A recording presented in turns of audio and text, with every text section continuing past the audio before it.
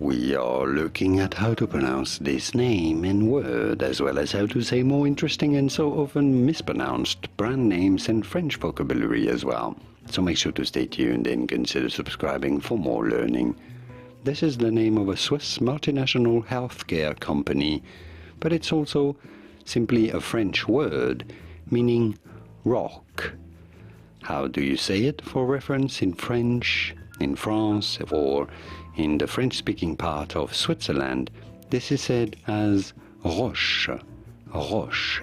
Therefore, in English, this is generally pronounced as Roche, Roche, if you're talking about the pharmaceutical company or laboratory. Roche, from French, Roche. And now you know it all. Did you get this, or was this any helpful? Let me know in the comments and by using the like button. Here are more videos on how to pronounce more interesting words and names whose pronunciations aren't always obvious. I'll see you there to learn more. Thanks for watching.